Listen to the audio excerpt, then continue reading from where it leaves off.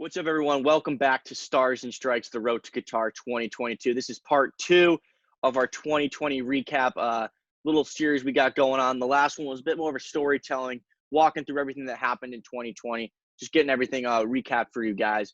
But this is going to be a lot more of an exciting show, a little bit of controversy. It's going to be our award show. We go through the Team of the Year, Player of the Year, all that good stuff coming right up.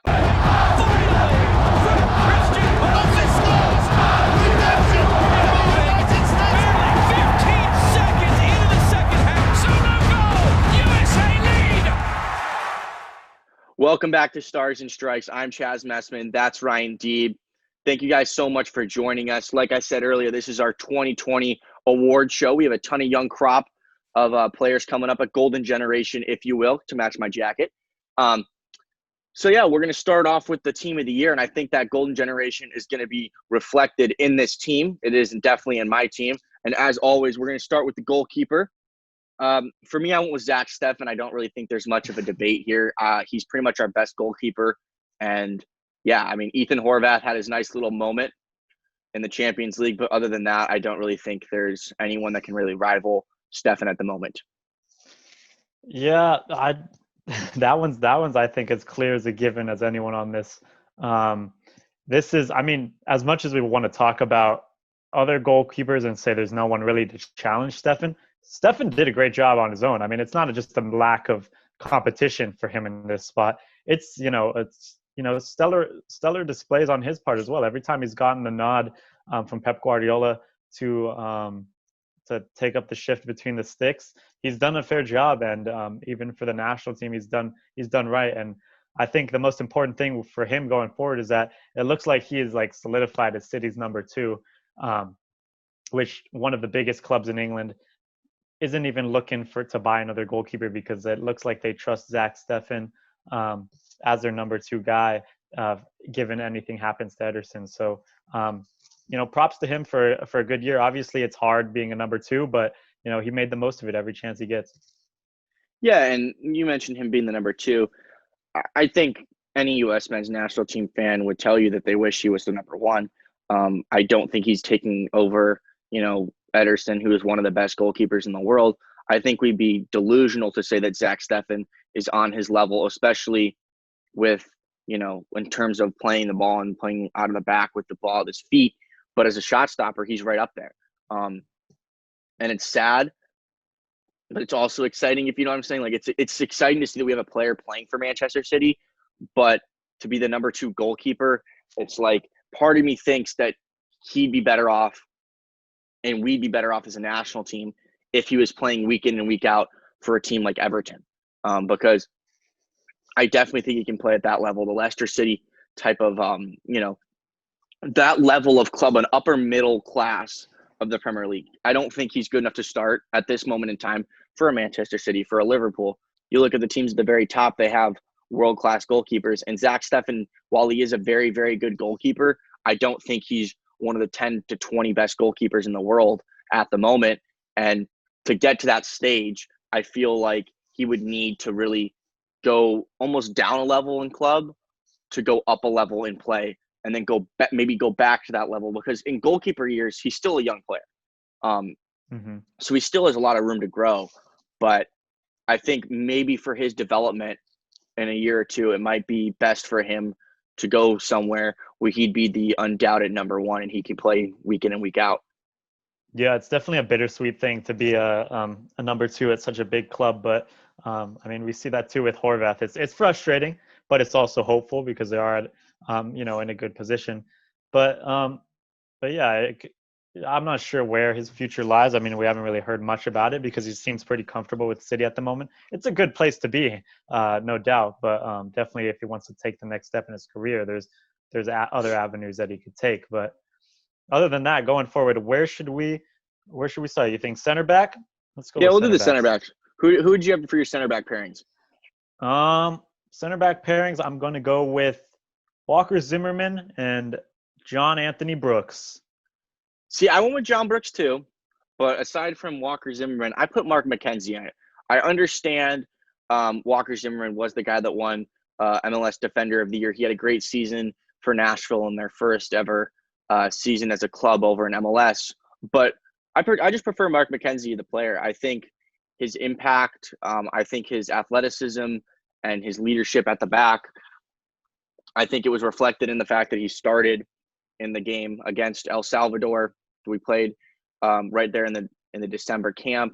And like I said, I just prefer him as a player. Yeah, and I think this was one of the tougher decisions that we both had to make on the list because Zimmerman did have that stellar impact to Nashville, and but he also is more of a veteran player, and he's doesn't have the same skill set that a younger guy, a guy potentially on his way to Europe has, such as Mark McKenzie. So two very different players playing at the center half position, but both very positive years. I gave it to Zimmerman just because of just taking a brand new club like Nashville and kind of elevating them to that next level and making them kind of a force at the back is really impressive for at least him to take away. Even though they, it didn't amount for much. They had a decent playoff run. I think they made it to the quarters actually, but that's a good takeaway for a brand new club, and props to him. So that's why he makes it into my team of the year. Yeah, he was definitely one of the better defenders in MLS and one of our better young center backs that we have coming through. I don't ever really think that Walker Zimmerman is going to be a nailed-on starter for the national team, but I do think Mark McKenzie has a chance to do that. He's a little bit of a younger player. This is almost like his breakthrough year. He was the other center back in the MLS Best 11, and that's why I went with him. I think that the future and is brighter for him, and I understand this is a recap episode, but I think his breakthrough in terms of like what he's done in the past and what he can do now and what he can do going forward is why I selected him. I know we also have a little bit of a disagreement over in the fullbacks. For me, it was a no-brainer. Sergey Odesk, I think you definitely have him nailed on. He's an absolutely phenomenal player. That move to Barcelona, he's just taken his game to a whole nother level. He's such an exciting player to watch. And we don't have, and I don't think we've ever had a fullback of that ability. And then on the left side, I went with Anthony Robinson, who over the last month or two has just completely decided to be an absolute stalwart in putting in performance after performance at the back for Fulham over in the Premier League.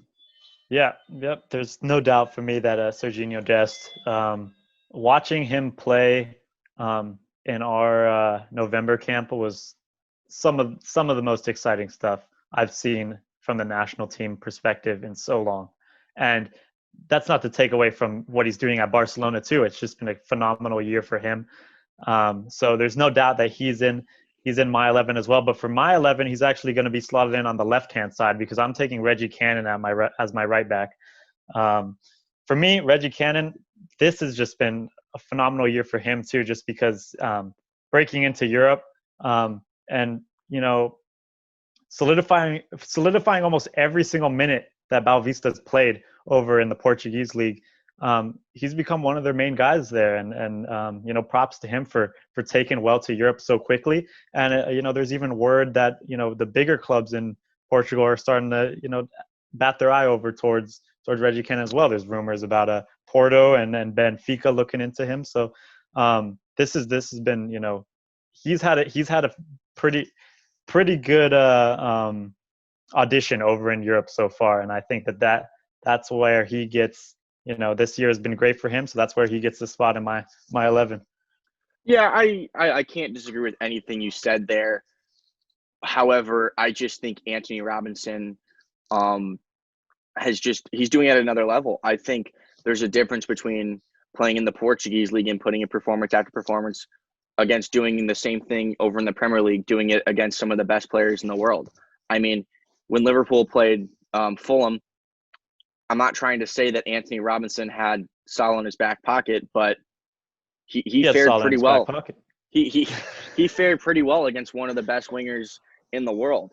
And I think to say he got away with a bit of a foul in that one that led to a goal for Fulham that ended up being a draw. So I was a little bit bitter about that one, but bittersweet because you like seeing that was the 1-1, right?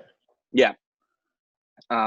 He fouled. It was a foul, and it ended up leading to a Fulham goal. But the reality is he's become a day in and day out starter for them. And whenever they need to play, he's overtaken Tim Ream, his teammate over at Fulham.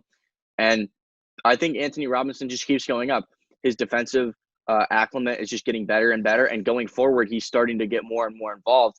I remember in the Leicester game I was watching that one, and time after time he was bombing down that left wing, linking up with Adamo Lukman and created a couple of chances, including one that should have sealed off that game. Yeah, definitely. I mean, there's nothing to take away from either two of these fullbacks because they both. I mean, even in our November camp, it was hard to separate which game we preferred more, with Sergey Odesk at left or right, with Cannon or Robinson. It seems like we either way that we go is we're not necessarily at a disadvantage either way. So that's a fair argument we have there, I'd say. But how about when we go into the midfield? I think this might be looking a bit more similar for us. What do you have? I think we both have pretty obvious Weston Mckennie. Since he's gone to Juventus, like we said in the previous episode, and pretty much in every episode that we've ever had, is that he's just taken his game to a whole nother level. I mean, we've always seen him be able to do pretty much anything because of his athleticism, but now he's able to do it and be much more tactically aware, and he's able to be much more part of a team, if that makes sense. He's not quite a one-man show going all over the place, throwing in tackles, getting into the box, but he's truly became an absolute Swiss Army knife over in Turin. He can, like I said, he can defend, he can score goals. We saw the most amazing goal that we've ever seen an American score on the biggest stage in the Champions League with that scissor kick. I think this is an absolute no-brainer, and he's definitely a player that I think both of us will be considering for U.S. Player of the Year. Yeah, for sure. And when it comes to Mckennie, there's no doubt about him in our 11s. He's just impressed me so much, and it makes me want to go out to the store and just buy every jersey possible with his name on the back, because he's the epitome of what's making me proud to be a United States men's soccer fan. Just that drive, that maturity in him that you're seeing over in Turin. It just makes the Americans at home, given the opportunity to look overseas to a player like that, is just so special. So quick, something I want to mention is this year for Weston Mckennie, I didn't say this in the last episode because I wanted to save it for this one. In 2020, I think he's quickly emerging as the next captain of the U.S. men's national team. I know there have been rumors that Tyler Adams would want to do it, and I think Tyler Adams is going to be a great leader. You can't ever have too many leaders in a team, but what he's done off the pitch, the things he's saying, he's the leader on the pitch for the national team. We've had Michael Bradley, at this stage, if we have all the guys, if we were playing Mexico today, Michael Bradley's in that team, and he's probably the leader, and he's the guy in the locker room telling everyone, barking out orders. But I think as Michael Bradley over the next few years moves out and Josie Altidore and the old guard start to move out, I think Weston Mckennie is going to establish himself, and this year he's already started to do it, as the guy that's going to be the undoubted leader in that team. Christian Pulisic might be the best player that we have, but Weston Mckennie, I think, is going to be the best leader we have, especially from this young crop of players that we have. Yeah, and I think that's probably the thing that's most impressive about Mckennie is that he seems just the way he holds himself off the field, the way he interacts with the players, whether the players are better than him or worse than him, he always has this confidence to him, this strut to him, this power in him that is going to be of value in the future come down the line, especially to all these young kids that are going to surround him in our national team. They need to be surrounded by a guy, need to be led by a guy like him, a guy who's young but he knows his worth. And going forward, I think he would be a perfect captain for us too. I agree. Another midfielder, my attacking mid, I put Brendan Aronson. He's had a great 2020, and I'm expecting even bigger things from him coming in 2021 when he moves over to Austria, linking up with Jesse Marsch over at RB Salzburg. Yeah, I also have Aronson as my number 10 in there. This is perhaps one of the storybook tales of one of our players yet again. He's starts off the year with an appearance against Costa Rica. That's his first cap.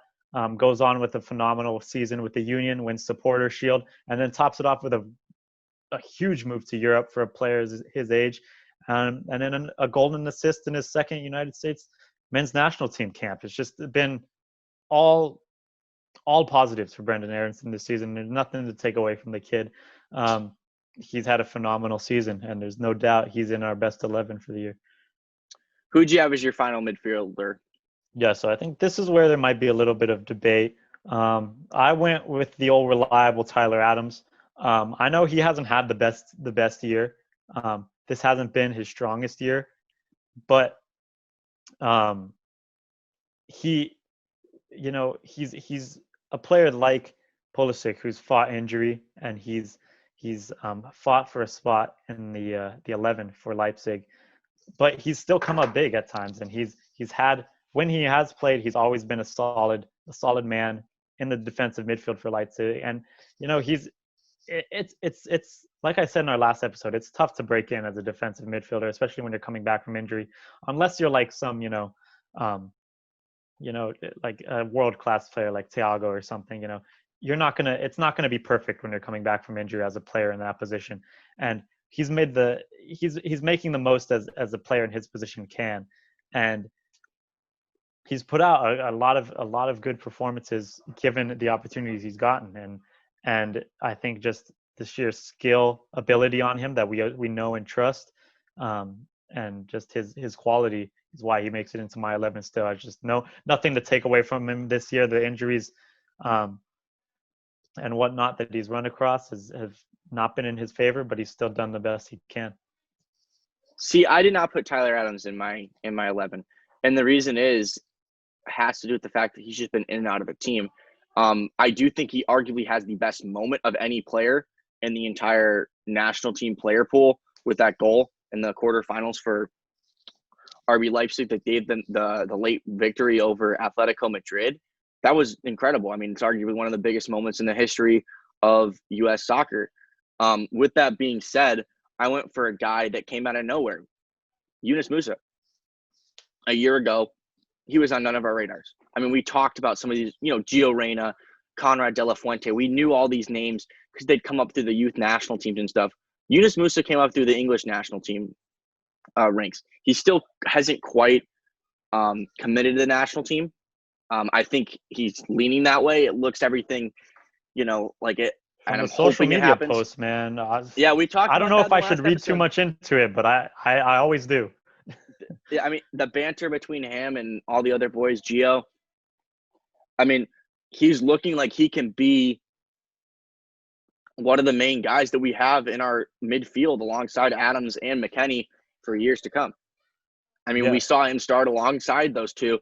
They were absolutely sensational. The athleticism, the dynamics, the way that they just linked up with each other and complemented each other's skill sets, it all just went together. And then from a club standpoint, he absolutely has broken through and become a crucial player over there for Valencia and Spain. He's scoring goals. He's playing week in and week out. He's getting really good minutes for one of the bigger clubs over in Spain. And he's just continuing to improve as a player. He's playing a little bit more of a winger and attacking role for Valencia at times. But for the national team, it seems like he's much more looking like he's going to end up as a center midfielder. And the versatility is only gonna help this team because we have guys like Brenden Aronson, and if we don't have a Christian Pulisic for a game, or we don't have a Gio Reyna, or we want to switch up the system just a little bit, maybe play Christian through the middle, to have a guy like Musa that can also play on the wing without having to drop any quality, it's only going to do wonders for this team. Yeah, and nothing to take away from Musa. He's had a great year.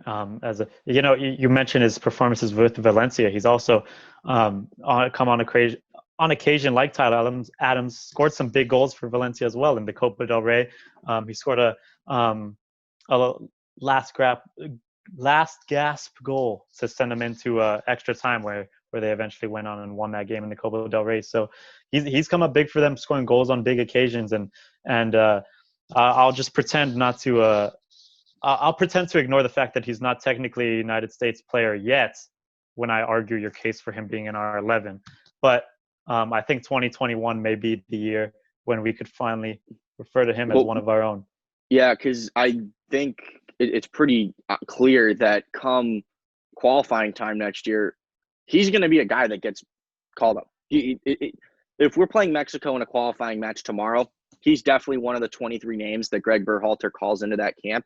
And I don't think you can say no if you're in that situation. I don't think he'd want to say no. It seems, like you said, we're looking into the social media, and we're probably looking too much into that, and maybe it's hopeful, delusional thinking.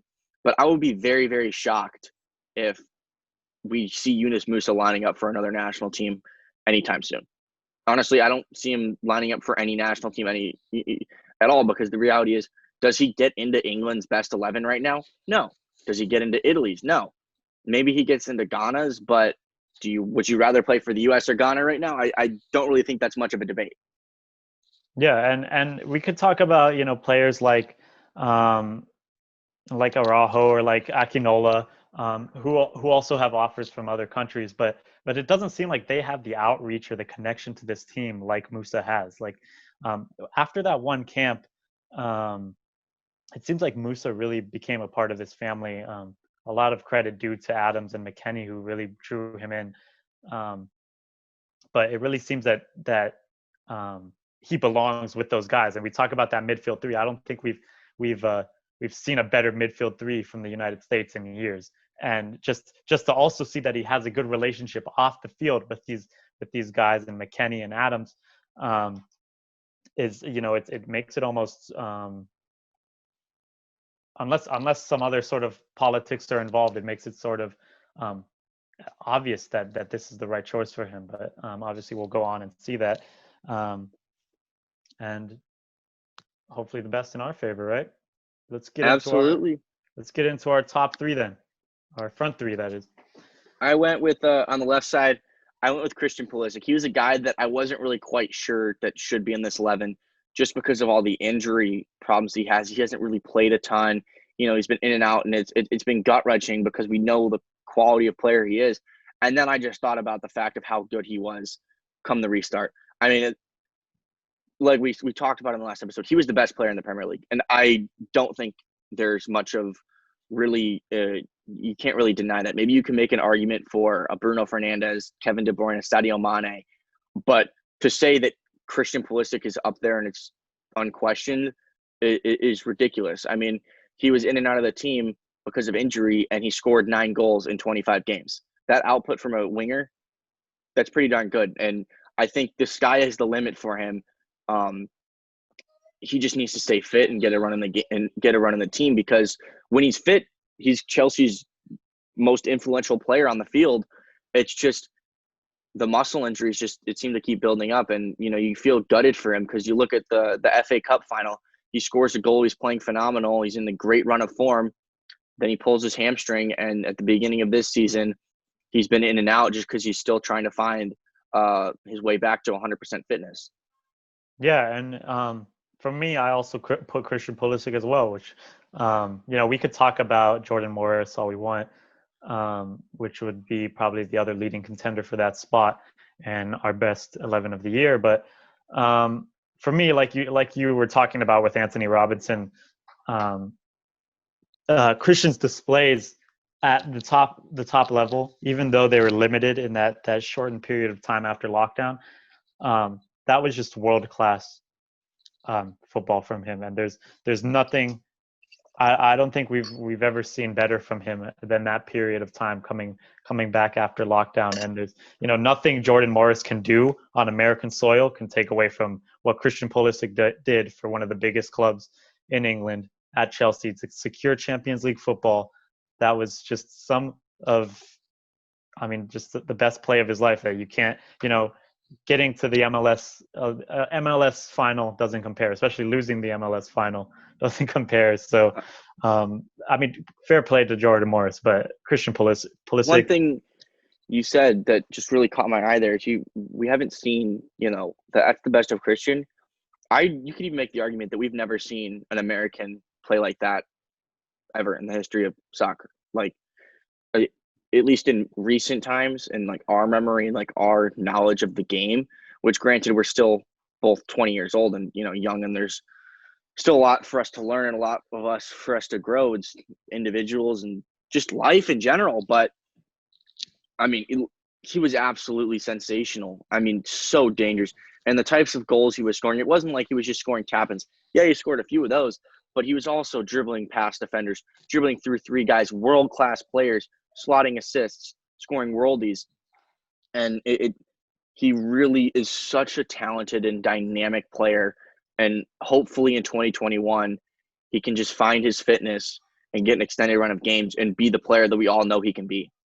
Yeah, and I see a lot of the times he gets a comparison to Marcus Rashford, because I think both of these guys are players that the world knows that they have quality, even when they're not scoring goals. You see them take on players, you see them dribble, drop the shoulder, pull off skills, and even if they're not scoring goals, even if they're not registering assists, you could see that quality on the ball from them, and it's just undoubted that there's, once the goals start flowing, that quality is going to be dangerous. So even in this period, in this 2020-2021 season, where Christian hasn't been as lethal, he still has that glimmer in him, that even when Rashford was coming back from injury, he still had that quality in him that he can bounce back, and he can be dangerous. And so we saw how dangerous he can be after lockdown, and he hasn't been bright in the second stint after injury, but we still have those glimmers. So he's got the spot. Yeah, it doesn't seem like we have much of a disagreement for the next two spots either. But at striker, I went with Gyasi Zardes. That might be a bit of a surprise for some people, being that he is an MLS player. But Gyasi had the best year of his career this past season. He was absolutely lethal for the Columbus Crew, and I think he's just continuing some good form, because his last performances for the national team were superb as well. Yeah, and we want to if we want to talk about Jordan Morris not making it into the 11 for his MLS performances, Gyasi Zardes, it was on another level, I think, in my opinion, because not only did he win, he led the ranks for Columbus, and he's a player that hasn't won with the Galaxy since 2013, and he's always been chasing glory since then. He's a guy who's he struggled in his career, but it looks like this year, if anything, like you said, this has been the most lethal he's been. He's been on top of his game for the national team and for the Crew. So 15 goals, 5 assists in 26 games. That output's fantastic. And that's incredible. Our strikers, we've been complaining, and we've been etching for guys that would consistently have a scoring output, because at the end of the day, especially at the national team level, we just haven't had a striker that could consistently put the ball in the back of the net outside of Josie Altidore. And Josie just seems to have injuries just constantly. Yeah, and that's, I feel, maybe not to take credit away from Zardes, another reason why he probably edges into this 11 is because we do have a lot of quality up and coming strikers coming through the ranks, but nobody is yet to put out a convincing display throughout the length of a season. And Gyasi Zardes has done just that. I mean, Josh Sargent is struggling at times. Josie Altidore, like you said, injury knocks here and there. But Gyasi Zardes is the one guy this year who has consistently done it. And he's got, and not only done it, but he got his team over the line in the end to win the biggest competition in domestic soil. So he's got it.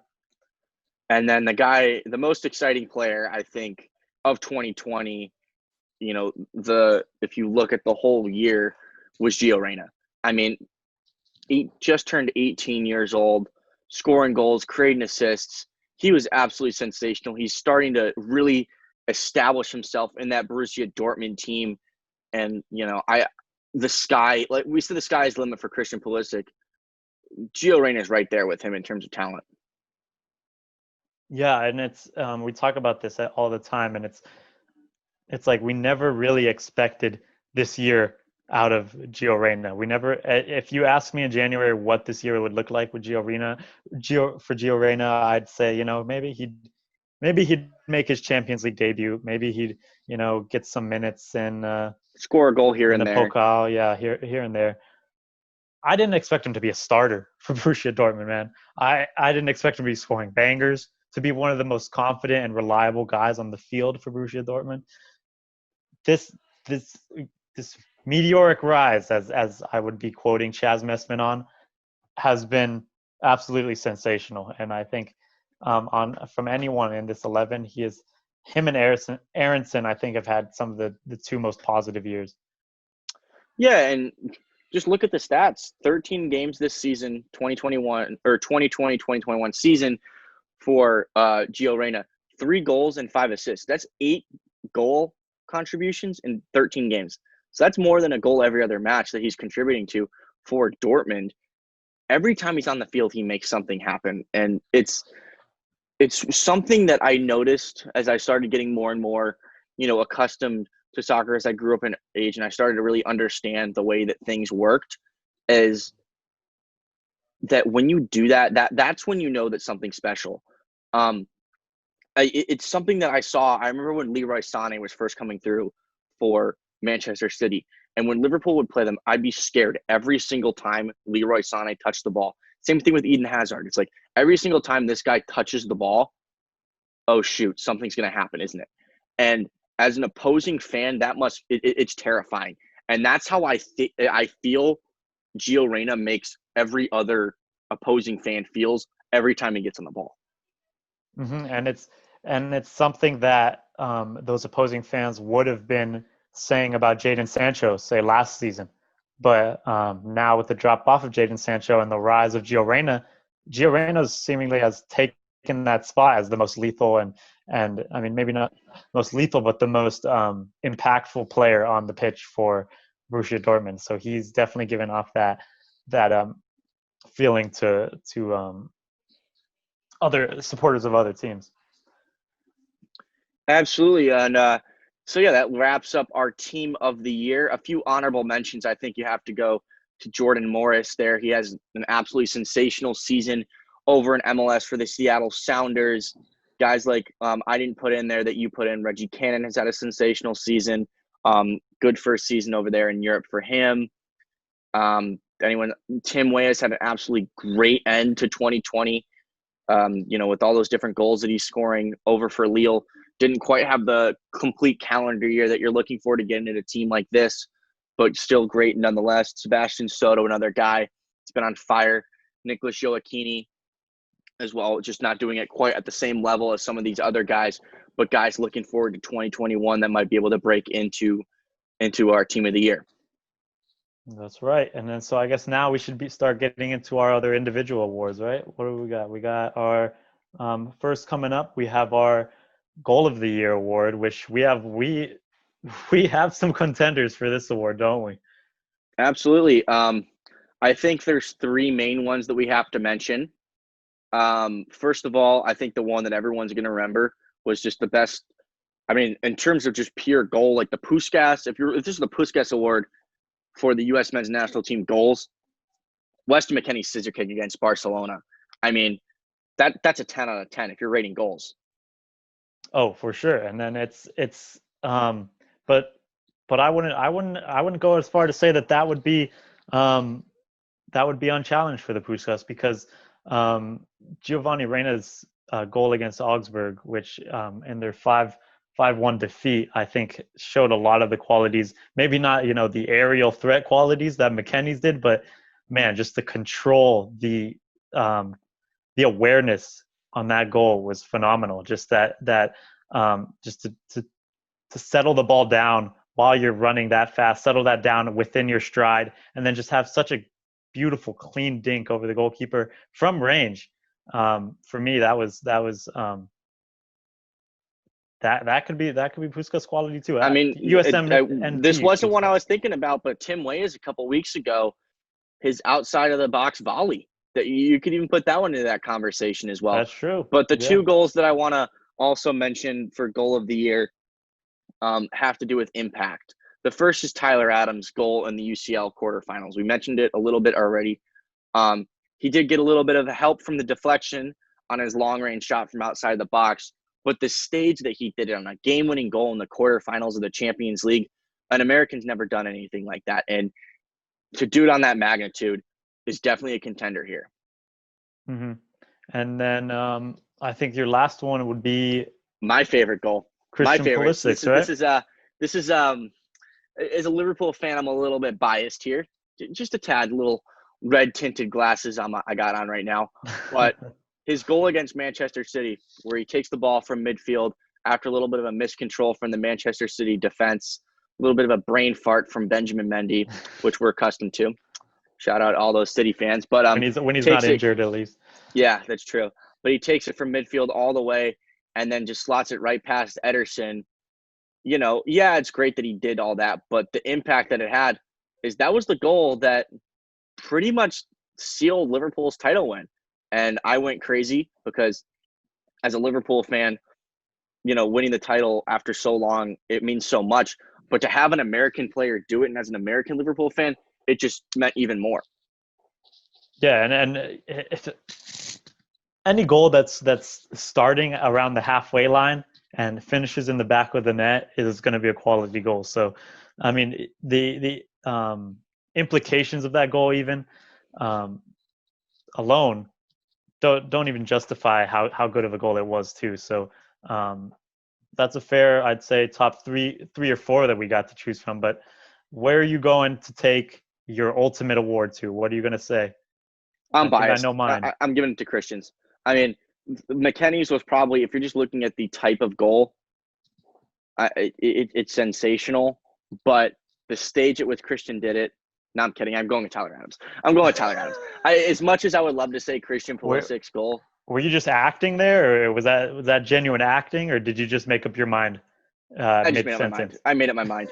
I need to take off the bias glasses and really just purely look at the level of which it was, because it helped us out, and yes, Christian was on a crazy run of form, and it was a great goal, and it was probably a better goal in terms of just, you know, if you're just looking at what happened on the field.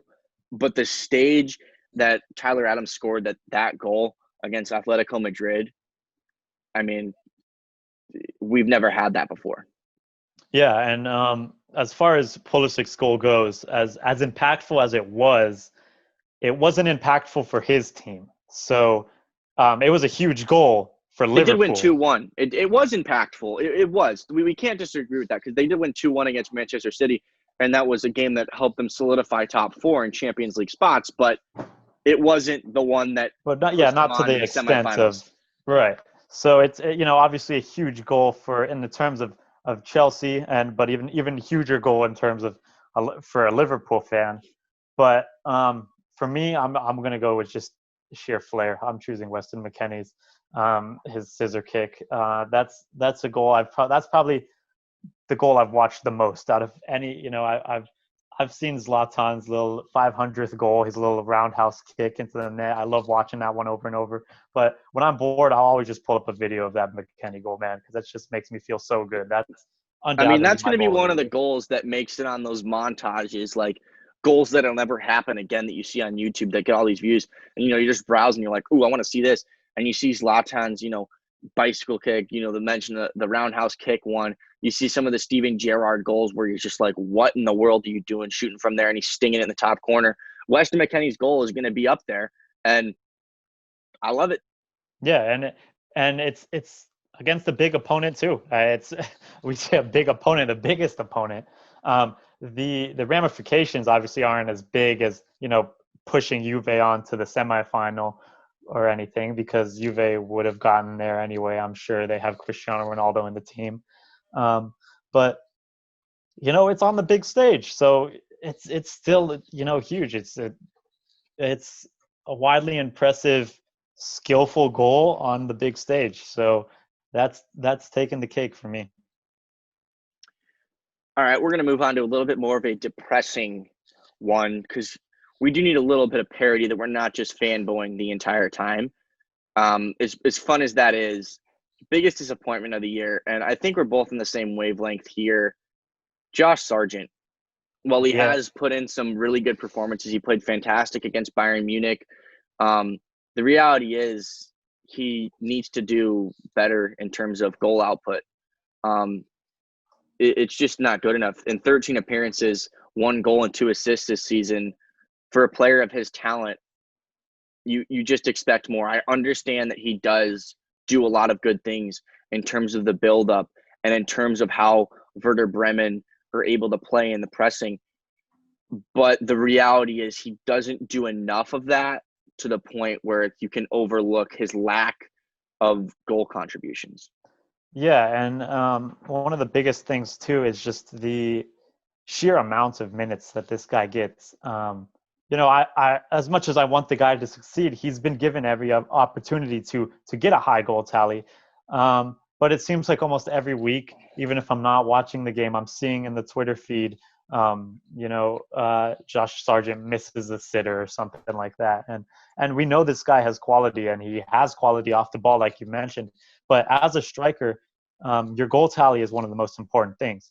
And that's something, a huge part of his game that he's missing right now, considering the huge amount of minutes that he's getting handed to him. It may be for a lack of other options off the bench that Werder Bremen is consistently starting him at for, but he's been given the opportunity. We talk about Gio Reyna taking his opportunity every chance he gets. It seems like Josh Sargent maybe is too comfortable with the opportunity that he has right now, because it's not anything but stellar at the moment. Yeah, and I understand that Werder Bremen are not a very good team right now. And, they're a team that's just trying to stay alive in the Bundesliga. They're in 14th right now. But you just hope for more from Josh Sargent. I understand his performances have been getting a lot better at the end of 2020, similar to a lot of other American players. So hopefully in 2021, his end product can really take a step forward, because he's a very talented player. It's just the finishing touch just hasn't been there. And I think would have done a lot of United States national team fans justice was if we did get to see him in that November camp, and if we did get to see him play at that number 9 role with Musa, Mckennie, and Adams behind him. Because, I think it could be fair enough to say that the team we fielded in November against maybe Wales, that team is better than Werder Bremen. And if we had Josh Sargent down the middle, who knows how clinical he could have been. But maybe just the chance, just because we didn't get to see that, is why it's easy to look down on him with his performances. I don't really think it's a debate that team's better than Werder Bremen. They don't have a player like Weston Mckennie. They don't have a player like Gio Reyna in that team. They don't have a creative force like that. And I think for the national team, Josh Sargent's actually been pretty good. His goal output for the national team has been better than it has been at club output. And hopefully he can really kickstart and start to find his better form, because the reality is he's not a guaranteed name on the team sheet anymore. The likes of Sebastian Soto is coming. We saw the goals that he's been scoring. Yes, he's doing it at a lower level in the second tier of Dutch football, but he's also scoring goals for the national team when he comes in. Nicolas Joachini, we talk about he's playing in the second division of France, but he's scoring goals and goals and goals. Josie Altidore is still banging around. Daryl Dike, Ayo Akinola, all these guys are trying to put their name in the hat. And while I think Josh Sargent is definitely one of the favorites to come out on top, if you're not scoring goals, there are guys that are. Give them the chance. And I think hopefully in 2021 it brings the opportunity that we get to see him again with the national team, a team that's of more quality than Werder Bremen, where maybe he won't be as starved of opportunities and chances, where he's going to get the opportunities around talented players to put the ball in the back of the net. Because, at the end of the day, of course, your club output is important, because that's how Berhalter's going to decide who's doing best and how you get paid. But it's also important to see how he can operate with the players at the national team level, because, for example, Sebastian Leger, he's his team, the LA Galaxy, has been awful, to say the least. But when you bring him alone to the national team, a much more powerful team than the LA Galaxy, Sebastian Leger puts out, 5-star performances. And so it makes me wonder, say if you take a player like Josh Sargent, who's poor with his club who's not performing up to their standard, if you throw him in with a good national team side, maybe we might get to see better from him. So, and something we have to mention is that it's not that Josh Sargent's been terrible. He hasn't. He's put in some really good performances over the course of the year. It's just that we know what he can do, and we see the talent there. It's just that the fact of we know he can do more, and we hope he can do more. And hopefully in 2021, he does do more, because at the end of the day, come World Cup qualifying time, he's going to be a part of the setup. Is he going to be a starter? That's to be seen. I mean, he's going to have to earn that spot, and a lot of that is going to come down to whether or not he's scoring goals and creating goals for his club and is in a good run of form. But is he going to be involved? Absolutely. Yeah, and then I think that's the main thing, because we know that this guy's going to get involved, and we just don't want to see it slip up. And at the moment, we're just because of Werder Bremen's poor form in the league, it seems like he's having a little slip up. But we know this guy's quality, we know what he's capable of, so we need him performing at that level and getting that tally up. So apart from that, All right. let's talk about some more attackers, possibly with our domestic player of the year. This is Yeah, our first, maybe our big one, big award. A little bit of a shocker here. I have an MLS player in there, domestic MLS, of course, but a guy who was in my team of the year, Brendan Aronson. Like we mentioned, he had a great year over there in MLS, was part of the MLS Best 11. He's moving over to RB Salzburg, so he won't qualify for this award next year. Maybe he'll put his name in the hat for the official Young Player of the Year award. And I'm really excited to see what he does going forward, because he's an exciting player. He can chip in with some goals. He can create. I can't wait to see how he develops under Jesse Marsch. Yeah, actually, I'm going more so with a different player. I took a different perspective, because I still think, even playing in the MLS, I think Aronson has a say in that Young Player of the Year award. But for Domestic Player of the Year, I think I'm going to give it to Gyasi Zardes, which I had a lot of praise for earlier. But I think just this season that he's had with the Columbus Crew has been, we talked about it earlier. It's been phenomenal, and it ended up in silverware.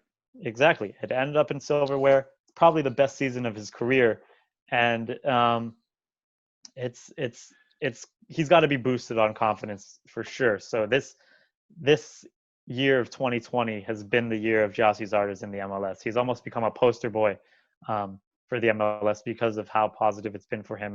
And I, for one, cannot be more happy, because I've seen him struggle at the LA Galaxy. And he's a guy that's been born and raised in Los Angeles, where Chaz and I are both from. And it's to see a player like that finally getting the run of form for a whole consecutive season. He's had his fair share of injuries as well at the Galaxy, but for a full season, finally, he has had a great run of form. So he's going to get my Domestic Player of the Year. You mentioned someone in the running for your Young Player of the Year. Who's your Young Player of the Year? My Young Player of the Year is going to be Brendan Aronson. Yeah, so he's maybe come as a shock for those who thought it would be Reyna, but I think Brendan Aronson, as far as impact, as far as a season as a whole goes, this guy is. I mean, we've seen Gio Reyna's rise from last year, but Brendan Aronson has had perhaps the best calendar year out of any United States men's national team player.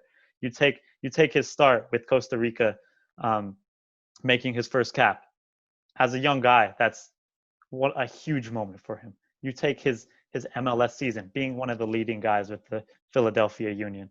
Although it's in the MLS, he's still a young guy performing at a high level for himself, and in a fairly early on in his career. So he becomes one of the first names on the score sheet for the Union. Then he goes on, gets a huge move to Europe. Holy cow! It doesn't get much better for this guy. Comes to the United States national team camp again, scores a goal and an assist. This is his year, and that's why I'm giving him this award. I know Reyna's had a good year, but man, I knew this was coming, but I just don't understand how you cannot give this to Gio Reyna. Like, genuinely. I mean, you say all the good things that Brendan Aronson does, and I love Brendan Aronson. I talked about him. I gave him my Domestic Player of the Year. He's in my Team of the Year. But Gio Reyna has just done it on a whole other level. I mean, for starters, when you talk about coming into the national team and scoring and assisting, Gio Reyna did that. He did it probably against better opponents. Panama's a better opponent than El Salvador. I think that you can't ignore the fact of the level he's doing it at. Brendan Aronson is doing in MLS. He's doing a great job, yes, and we're going to get to see him do it over in Europe now that he's going over to RB Salzburg. But Gio Reyna is doing this for Borussia Dortmund. He's scoring bangers. I mean, think about his first goal, that curler from outside the box into the top corner. The dink chip you mentioned. He scored the first goal for Borussia Dortmund this season with a nice little calm, cool, collected finish along the right flank. I mean, he's creating goals. His relationship with Erling Haaland is fantastic. Gio Reyna is just on another level. I mean, like I said, Brendan Aronson, a player I really like, but Gio Reyna is one of the most important players for Borussia Dortmund at this stage. And I don't think you can really compare the two of them and have a realistic argument that I think Brendan Aronson's better. I mean, the one thing you didn't mention about Reyna. Borussia Dortmund, 8 goal contributions. That's more than I'm not saying it's a world-class level, but that's a world-class midfield level, more than a goal contribution every other game. Some of the best midfielders in Europe are contributing goals and assists at that rate. Where's Reyna's silverware? Hopefully, we'll see. DFB Pokal, you never know. And the Champions League and the Bundesliga. They're in all those competitions, and Gio's going to be crucial to any of those. I think, of course, Gio's had the best year of his life as well. But what we need to address as well is that Gio has had sort of a prolonged period to do this in. Of course, it's in Europe, so that's mildly impressive, and I don't want to take a bit away from Reyna at all. But I think personally, why Aronson's has been the best as far as landmarks go, winning silverware, captain the national team, scoring goals, getting a move to Europe. As far as a good year goes for a guy, that's as good as it gets. Especially, maybe getting the move wasn't something that happened on the field, but I think that alone is something that's huge as a part of Aronson's season. And especially, winning silverware too. It's at the MLS level, but for a player of his age to be leading a team like that to silverware is great to see, especially from an academy. And all I'm going to say is we can just hope and pray that Brendan Aronson has the year that Gio Reyna just had in his first season with RB Salzburg. It's going to take him some time. So maybe 2021 will be the year of Brendan Aronson, but the 2020 was definitely the year of Gio Reyna. And I think number 2 is Sergey Odesk. A player playing for Barcelona is still 20 years old. I feel like Brendan Aronson is up there in nominees, but there you can't deny Gio Reyna. And underneath that, you can't deny Sergey Odesk. For Sergey Odesk, well, I agree it's been a good year for him as far as, getting a huge move to Barcelona. But for me, I didn't see, for both, I guess Gio is different, but for me, for Sergey Odesk, I didn't see that much of a development in the type of player that he was. We always knew that this guy was quality, and he was at a big team and he moved to an even bigger team. And as far as his play goes, he's not up the game. He's always been a phenomenal player. He's been a great player for Ajax, and now he's a great player for Barcelona. And that's not to take away from that's even more of an accolade in its own. However, when I give Aronson this award, it's because I saw nothing come into something. He came from nothing at the Philadelphia Union Academy and got a huge move to Europe in the span of a year, basically. And that's development from start to finish in its whole. I mean, you want to talk about that happening for Reyna. Reyna's been at Dortmund for a couple of years now. And although he was in the academy there as well, he's grown out of the academy, and it's been a couple of years. And you want to talk about Gio's national team performance. I frankly think that Aronson had a couple had national team performance that were possibly better than Reyna's. So I'd say better national team performances and a huge start to finish year for Brendan Aronson. That's bold. You're also wrong, but I think you got Player of the Year right. So we're going to end this episode with Player of the Year. I think we both are in unison on this one. Weston Mckennie since he's gone to Juventus, his step up has just been absolutely sensational. The 2 games he played for the national team, he was the best player on the pitch. I mean, he won U.S. Soccer. He won the U.S. Soccer Player of the Year, and I don't really think there's. You can make the debate maybe for a guy like Gio Reyna, who I considered for this role, or Sergey Odesk, were the 2 guys that I thought would be right underneath it. But for me, it's Weston McKennie. See, I think first and foremost, I also give this to Weston McKennie. Before I get off to more I don't know what you're controversial thinking on opinions, this, dude. before I get off to more controversial opinions, You're gonna get flamed on Twitter, dude. You're gonna get flamed. All right, I welcome it, but listen, Weston McKennie, man, it's where was I gonna go off and talk about this guy? But I think he's undoubtedly our player of the year because I'm about ready to talk. If you want to talk about controversial opinions, I'm about ready to talk to Chaz about why I think he's our best player, our most talented player over Christian Pulisic. But that's a talk for another day. But seriously, maybe I'm just blinded by how phenomenal this year has been for this guy Weston McKennie, because it has been. When I talk about Brendan Aronson having a huge start to finish year, Weston McKennie had something similar. He was at Schalke, which was not doing great at all. Yeah, brutal, quite brutal. Lack of management, lack of performance from many players across the pitch.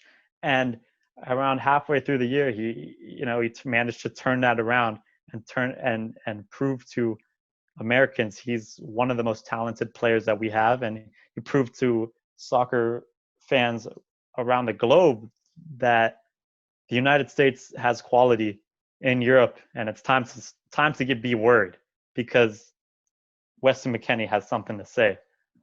Yeah, and we mentioned the type of player he is now, and the type of player that I think he can become at Juventus is taking a step above where before he went to Juventus, I thought he could be a really good player. A really solid player, but did I think he could be a genuinely world class, or did I expect him to be a genuinely world class midfielder? Honestly, no. But now, when you look at it, he has a chance to genuinely become one of the best players in his position in the world at Juventus. And I think it's something he can realistically do if he continues to play week in and week out and continues to develop at the rate he's developing at. It's not a crazy thing to say that there's a chance he's going to be one of the top 5 to 10 midfielders in the world in 2 or 3 years. Oh, for sure. And I remember a couple episodes ago, maybe you don't want me to quote you on this again, but man, I remember you comparing him to Steven Gerrard. And for me, someone who didn't watch Steven Gerrard a ton because I'm a United fan, but I know, hearing a Liverpool fan compare a United States player to one of the greatest player best. that I've ever said, the greatest player that I've ever watched. Yeah, and that from a United fan gave me chills just hearing that. I'm like, holy cow! I have a Liverpool fan telling me this. Wow, and it's crazy. It's the first. This is for him. I mean, he's 22 as well, but so a little bit older than our other guys when it comes to our younger players, but 22 is not old at all. So he's showing qualities of he's not even in his class. prime. He's not even close to his prime. And he's not even close to his prime. And there's talk about, if you want to talk about Sergey Odesk being the player of the year, like we mentioned earlier, but I just want to go back to that development we've seen in McKennie, just from almost a sloppy, chaotic, but very skilled player into just a professional, geared, level-headed, mature, insanely skilled player at Juventus under Andrea Pirlo. Has been undoubtedly, he's something special for the United States men's national team now. Weston McKennie is our 2020 Player of the Year here at Stars and Stripes. We both agreed in unison in that one. Thank you guys so much for listening to everything and checking out all of our content that we put out over this year. This journey's been is just getting started. We're still just trying to figure it out. And 2021, the best is yet to come. We got World Cup qualifying. We got Gold Cup. We got the Olympics. So much good stuff coming out. I can't wait for what this upcoming year has in store for us. Thank you guys so much. For Chaz Messman and Ryan Deeb, we'll see you guys in 2021. See you guys.